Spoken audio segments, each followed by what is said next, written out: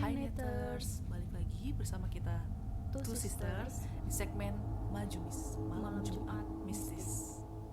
Oke, ini segmen kedua kita setelah yang segmen sebelumnya kita baru perkenalan aja nih untuk kalian yang mungkin baru mau kenal sama kita, baru mau dengerin cerita kita. Ya sekarang kita buka segmennya. Tapi ya sambil santai aja ya, namanya ini kan cerita-cerita aja ya, kita sambil kayak ya saling sharing, saya ngobrol-ngobrol aja, nggak usah tegang-tegang banget gitu, namanya kayak saling cerita. Nah, cerita pertama, pertama. gimana ya ceritanya. Dan juga cerita pertama ini adalah cerita kita sendiri ya. Ya ini pengalaman Pengalaman pribadi pribadi, pengalaman kita langsung nyata, bener-bener. dan bukan kita berdua aja ngalamin, karena Sekeluarga juga sekeluarga. ya. Jadi saya, adik saya ini, ibu dan ayah kita juga itu ngalamin, jadi 4 orang. Jadi yang memang menyaksikan, mengalami, ya kita 4 orang, nggak cuman kita berdua aja, 1 orang aja gitu. Waktu itu sekitar tahun yang saya ingat ya sama adik saya, sekitar tahun 2012, 12, ya. pertengahan tahun 2012. Waktu itu saya baru lulus SMP ya, baru lulus SMP di salah satu SMP Jakarta, karena kebetulan memang kami sekeluarga dari kecil tinggalnya di Jakarta gitu. Saya dan adik saya dan keluarga saya besar di Jakarta. Dan adik saya waktu itu baru Kelas masuk 6. kelas 6. Kelas 6 Jadi dari SD. kelas 5 SD naik dia ke kelas 6 SD. Jadi saya baru lulus, adik saya baru naik ke kelas 6 SD. Nah, karena kan ayah kami memang sebelumnya juga sering pindah tugas dinas, karena kan ayah kami pegawai negeri. Jadi memang ada dipindahkan gitu. Nah, kebetulan dinas ayah saya ini memang sudah harus pindah, dapat surat memang udah harus pindah, dan dapat penugasannya di Medan, di kota Medan. Jadi mau nggak mau saya, adik saya dan ibu saya ikutlah kami pindah rumah, pindah kota, mengikuti ayah kami dinas. Ya namanya saya waktu itu baru lulus, adik saya juga masih kecil ya, wah kayaknya excited gitu ya, Happy, seneng gitu. happy banget, seneng banget, karena kan pasti Wah, baru pertama kali kita, gitu kan ya. kita kan seneng, mau kayak pengalaman baru nih, yang biasa dari kecil kami di Jakarta yang ya itu temennya itu udah pokoknya nggak ada yang beda lah, pasti kan teman-temannya itu, tetangganya, rumahnya, pokoknya semua selalu sama. Kita pindah suasana baru, kota baru, rumah baru, ya saya seneng pikir oke nih, kita berangkat, kita mulai dari packing hari sebelum pindah. Saya wah excited banget, pengen gimana ya gitu, jadi suasana baru, kota baru, nanti kan dapat teman baru gitu. Pertama mungkin memang berat, karena kan ninggalin Kota kota kelahiran yang semuanya kita udah kenal, udah paham gitu. Nah, singkat cerita, pindahlah kita, udah sampai di kota Medannya. Dan kebetulan ayah saya memang sudah dapat rumah baru untuk kami tinggali, dan kebetulan rumah barunya itu yang kami sewa, rumah sewa kami ini dekat dengan rumah saudara kami juga, saudara dari pihak ayah saya. Jadi ayah saya bilang di sini aja, karena kan dekat saudara, mana-mana ya. dekat saudara, dekat mana-mana, dan kebetulan dekat sekolah juga. Di situ lumayan banyak pilihan sekolah. Jadi untuk adik saya dan saya tidak jauh, kalau misalkan mau sekolah, jarak dari rumah ke sekolah itu nggak jauh. Jadi situ aja, tempatnya bagus, strategis, dekat saudara juga. Jadi saya bilang oke, di sini aja gitu. Awal saya lihat rumah itu dan adik saya, ya biasa aja ya, namanya Rumah ya. rumah Iya, ya, benar. layaknya rumah-rumah biasa.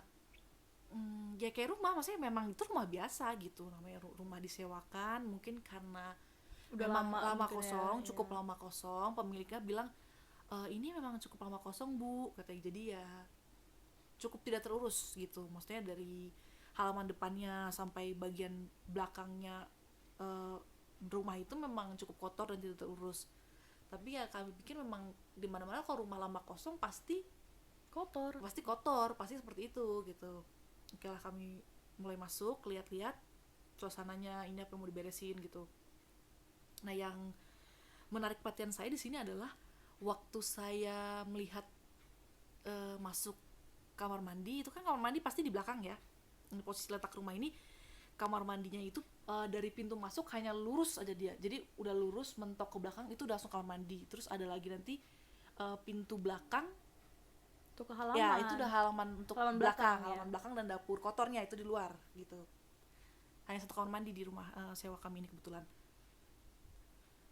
Dan saya masuk kan juga kaget pertama, oh kok ada sumur di situ, sumurnya besar sekali, maksudnya untuk saya yang masih waktu itu masih anak-anak kecil gitu ya, baru lulus gitu ya, dia Kaget gitu iya kan, kaget. tiba-tiba. Dia itu sumurnya itu memang besar gitu, cukup besar dan tinggi, dan yang lebih saya kaget lagi itu nggak ada penutupnya sama sekali. Iya. Dia nggak ada penutup atau pembatasnya, itu nggak ada, hanya mungkin sedikit aja jarak antara untuk lantai mandi bawahnya itu sama sumurnya itu nggak begitu jauh. Jadi kalau misalkan ada anak kecil yang tinggal di situ pasti wah ini Bahaya banget. bahaya gitu. Maksudnya pikir saya itu waktu itu bahaya, bukan bahaya yang horor atau tar setan gitu, bukan, bahaya ya untuk keselamatan ya. Nanti kan takutnya kita nggak tahu apa-apa tiba-tiba ya jatuh ya. gitu, jatuh ke dalam. Pikir saya pertama seperti itu kan, wah ini ada sumur gitu.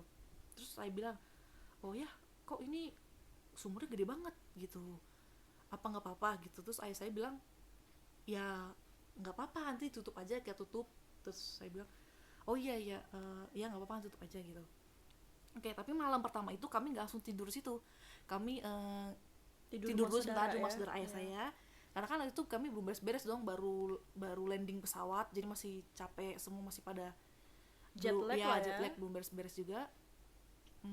Oke, setelah 2 hari lah kami di rumah saudara ayah saya, kami nginap di situ tinggal sementara. Baru kami beres-beres rumah sewa kami ini, beres-beres, kebetulan masuk. Hari-hari pertama rame, karena kan kita ngundang saudara-saudara ayah saya kebetulan yang juga tinggal di Medan untuk datang, untuk yang lihat lah ya, ngunjungin kami gitu, karena kami kan lama nggak datang juga ke Medan, selama ini tinggal di Jakarta. Jadi ya makan-makan, maksudnya gitu, cerita-cerita, saudara semua diundang karena kami pindah ke sini, oh iya bagus, dekat gini, jadi bisa lebih mengenal lagi gitu.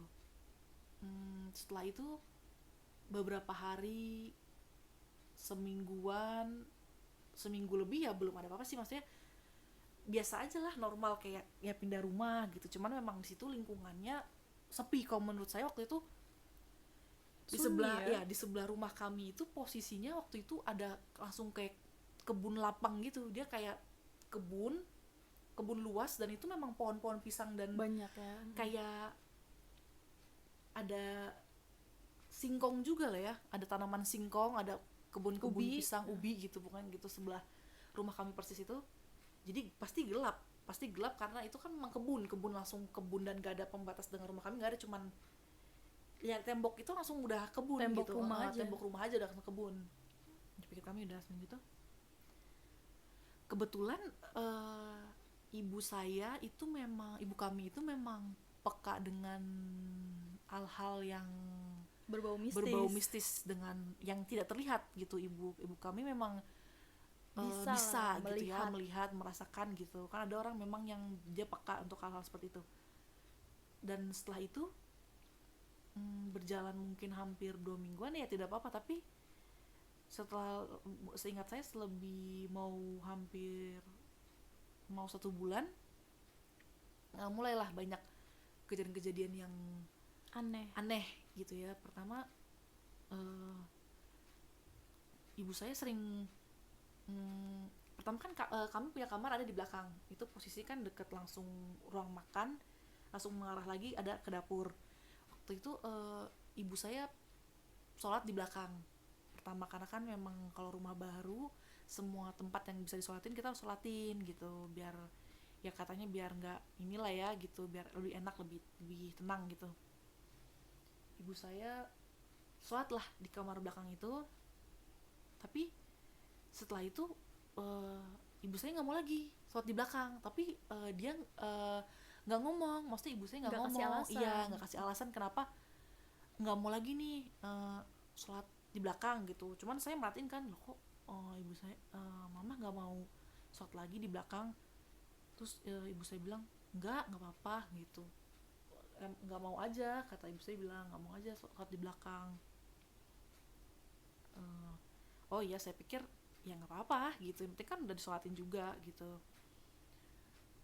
Terus udah setelah itu mulailah waktu saat setiap udah masuk jam maghrib, ibu saya mulai aneh, kadang sering bengong gitu. Terus saya panggil, mah Nggak kenapa jawab mah ya. gitu ya.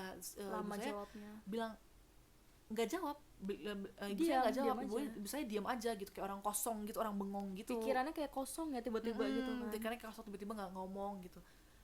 Terus mulai ketawa-ketawa sendiri, ibu saya nangis. Bahkan yang saya kaget itu ibu saya mulai nangis. Saya juga Tanpa alasan ya, gitu. tanpa alasan. Saya juga bingung lah, kenapa nih kok mama tiba-tiba nangis, ketawa-ketawa sendiri, bengong gitu. Saya juga mulai, wah ini pasti udah ngeliat nih, ibu saya ini ngeliat yang aneh-aneh gitu.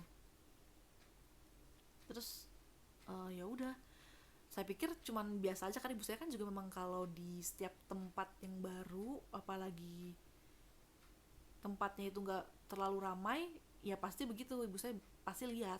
Jadi saya pikir nggak apa-apa gitu.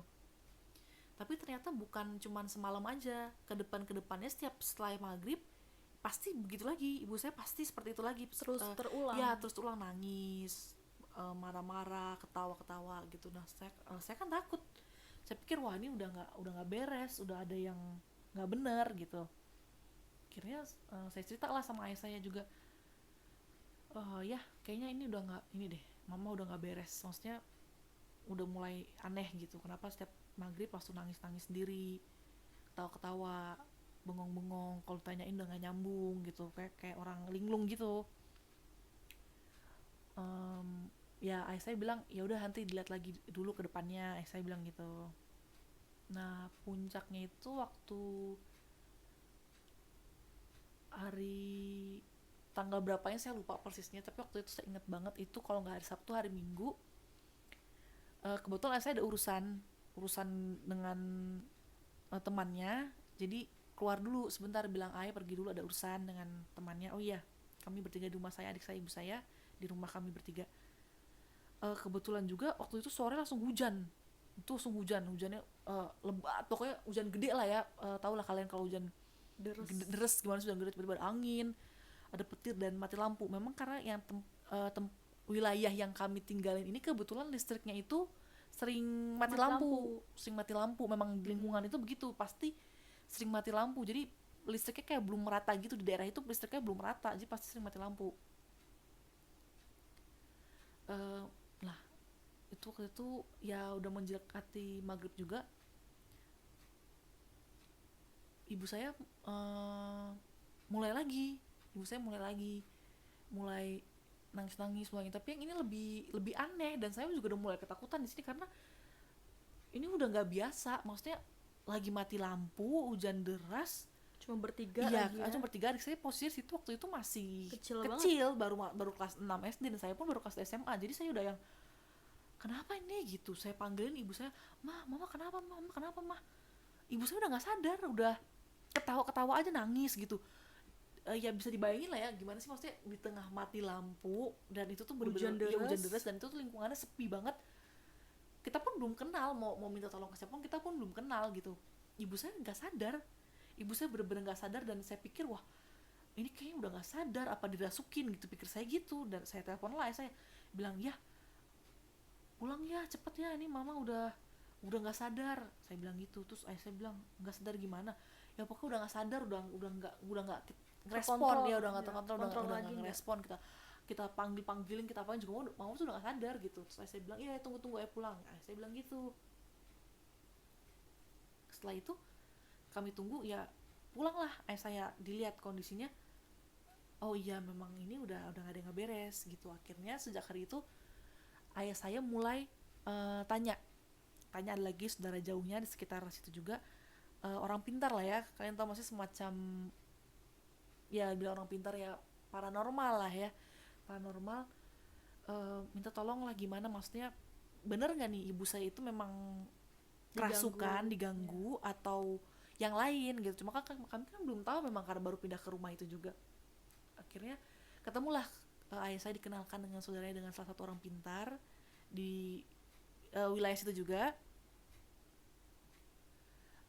Akhirnya ayah saya ke rumah orang pintar itu cerita tentang yang saya bilang, kalau ibu saya sering nggak sadar, nangis-nangis, marah-marah, eh, pokoknya banting-banting barang gitu setiap maghrib gitu. Oke, terus kata orang pintarnya, bawa saya ke rumahnya, saya mau lihat rumahnya seperti apa, katanya, yang rumah yang bapak sewa seperti apa. Data akhirnya paranormal itu dengan ayah saya ngelihat rumah yang kami sewa ini. Dia ngeliat pokoknya semuanya dilihat, dari depan belakang semuanya, masuk setiap ruangan di rumah kami, dia masuk, dia ngeliat gimana posisinya gitu. Terus setelah lihat itu, beliau nggak ngomong apa-apa. Beliau pertama nggak ngomong apa-apa, cuman oh iya ini rumahnya gitu. Tapi eh, beliau cuman bilang, coba deh kita kita cari tahu dulu, memang ini bener nggak ada penghuninya itu memang di dalam rumah itu atau dari luar gitu, karena kan dia juga mau memastikan lagi tuh bener nggak, takutnya memang ada tapi bukan di dalam rumah itu, memang dia tinggalnya di luar. Beliau ngomong gitu. Akhirnya dia baca doa dulu, dia baca doa keliling rumah saya sampai pokoknya dikelilingin semua di kamar itu. Dan coba nih untuk pembuktiannya, jadi ayah saya diminta untuk ambil gelas. Gelasnya itu sedang lah, nggak tinggi banget, nggak pendek banget, terus nggak gede banget, ya pokoknya sedang lah ya, ukuran gelas gelas ya pokoknya kalian tau lah ya, ukuran gelas sedang gitu, yang nggak gede banget tapi agak kecil gitu ya, agak langsing gitu gelasnya. Diisiin, katanya, tolong pak ini diisi air sekalian, nanti mau saya bacain doa, katanya gitu. Beliau ngomong gitu.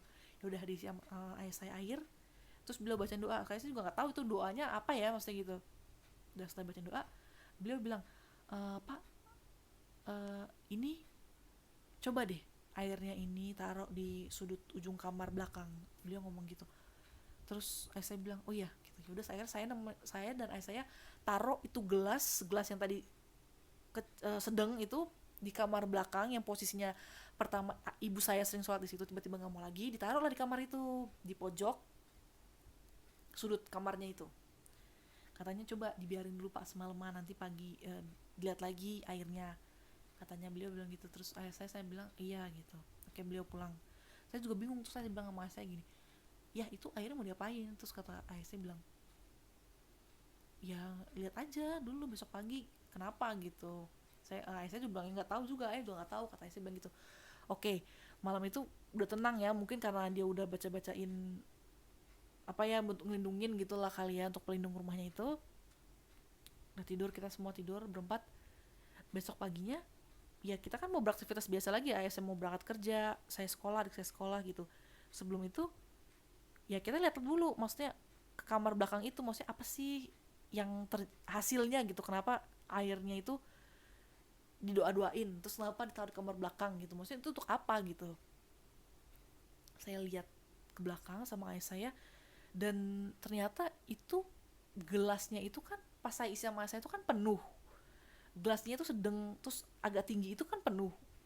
Dan ya gini, maksudnya kalau menguap air itu kan gak mungkin langsung ya secepat itu. kurang dari 24 jam dia langsung menguap, langsung habis semuanya gitu ketika kita minum gitu kan. Apalagi ini kan di dalam kamar Iya, ya, bukan di luar ya. Iya, apalagi ini kan suhu kamar, bukan suhu luar ruangan yang panas matahari ya, gitu kan. cepat menguap gitu. Itu air dalam gelas habis. Itu air dalam gelas yang tadi Penuh. malam saya isi sama ayah saya itu penuh, bener-bener penuh, itu kosong, sama sekali kosong, nggak ada, bener-bener kosong, gelasnya kayak diminum. Dan tapi itu nggak ada, maksudnya di kamar itu nggak ada setetes pun air basah atau jatuh gelasnya, itu nggak ada. Gelasnya pun bahkan retak pecah itu nggak ada, semua itu bagus. Maksudnya gelasnya tetap di situ, dan itu gelasnya bagus, nggak retak, nggak pecah, air pun nggak di kamar, tapi gelasnya habis. Itu gelasnya bener-bener kosong, habis kayak diminum. Nah, saya juga bingung kan, wah, bukan bingung lagi sih jatuhnya, ya kaget jatuhnya, kayak wah, kok air penuh dalam gelas kurang dari 24 jam tiba-tiba kosong, isinya nggak ada. Kan kita bingung ya, maksudnya shock kok gitu iya tiba-tiba kita gitu kan. kaget, shock lah, kemana airnya, tadinya penuh kok nggak ada. Saya bingung gitu, mas lah kok nggak ada, pikir tadi penuh gitu. Wah, ini memang bener-bener, ayah saya bilang wah ini bener-bener udah ada yang bener-bener udah pasti ini nggak beres gitu. Maksudnya di rumah kami yang sewain ini udah nggak beres gitu. Akhirnya Udah nggak bener udah semua. nggak bener semua. Akhirnya ditelepon lah ayah. Ayah saya nelpon ke orang pinternya itu, bapak orang pinternya itu bilang, Pak, ini air dalam gelas yang semalam doain sama bapak udah kosong bener-bener kosong, bersih, nggak ada apa-apa. Terus bapaknya itu bilang, yaudah pak nanti saya datang, saya jelasin di rumah bapak. Oke, sorenya dia datang setelah kami pulang sekolah, ayah saya pulang kerja, datang dia. Akhirnya dia bilang memang, wah iya pak, tanahnya rumah ini itu nggak bagus. Dia bilang bukan rumahnya ya, tapi tanahnya. Jadi rumah itu ada di atas tanah yang nggak bagus. Mas saya juga bingung, maksudnya tanah yang nggak bagus itu tanah kayak gimana gitu. Jadi eh, tanahnya itu sebelum waktu dibangun rumah itu memang udah banyak penghuninya gitu, udah banyak penghuninya dan memang udah nggak cocok. Maksudnya kayaknya memang tanahnya itu sebenarnya udah nggak bagus untuk kalau dibangun rumah gitu, hanya mungkin untuk sekedar kebun, untuk Lahan ya pertanian lahan-lahan gitu ya. pertanian gitu cocok. Tapi untuk kalau dibangun berbentuk rumah jadi atau gedung itu memang udah nggak bagus tanahnya. Bapak itu bilang kayaknya wah tanahnya ini nggak bener pak, tanah rumahnya ini udah nggak bagus. Kami kaget dong ya. Terus ayah saya bilang, wah terus gimana pak, ini kami baru pindah, masa kami mau pindah lagi, keluar lagi di rumah ini aja kami baru, maksudnya belum ada setahun kan di rumah itu. Jangan kan setahun, maksudnya sekitar 6 bulan aja kita belum ada, tapi udah kayak gini gitu. Akhirnya bapak itu bilang, ya udah pak nggak apa-apa, nanti saya pagerin aja rumah ini, saya bantu pagerin rumah ini biar nggak ada papanya. Jadi biar yang di luar pun nggak bisa masuk. Jadi ya biar aja kayak gini gitu, saya bantu pagerin. Terus dia bilang, ya pak saya bantu pagerin, dia bilang gitu. Terus ya udah, dia masuk lagi ke rumah sampai keliling rumah lagi kayak waktu yang hari pertama dia datang ke rumah saya, dibacain semuanya. Saya nggak tahu lah, pokoknya seperti doain sih. Kalau dari yang saya perhatiin, saya lihat memang bapak itu seperti berdoa gitu aja ya. Tapi dia juga kayak ngasih garam gitu. Saya garam ya, kalian tahu lah garam ya. Garamnya itu tuh disebar gitu keliling rumah kami, tapi di luarnya aja disebar. Oke, setelah disebar, ya udah selesai. Bapak itu bilang, udah pak, ini udah saya bantu, saya pagerin rumahnya, insya Allah nggak apa-apa ya, untuk kedepannya nggak apa-apa katanya, tapi ya coba dulu, kata bapaknya. Bapak orang pintar itu bilang seperti itu. Terus saya bilang, oh iya pak, terima kasih, kami coba dulu. Maksudnya siapa tahu kan nggak nggak seterusnya gitu ya, maksudnya nggak seterusnya bakal kayak gini, diganggu-ganggu terus gitu. Oke, udah setelah itu kalau mau diceritain banyak ya, kayaknya kita bagi ke segmen kedua selanjutnya aja ya. Oke, pertama tadi itu ceritanya, itu awal keluarga kami, saya dan adik saya pindah ke kota Medan. Kami tinggal di rumah sewa baru, rumah kontrakan kami yang baru. Dan pertama-pertama memang gak ada apa-apa, tapi mulai sebulan ke belakang yang mulai ibu saya aneh. Dan yang lebih aneh lagi saya lihat tadi itu ya air dalam gelas, yang gelasnya itu penuh, bener-bener penuh.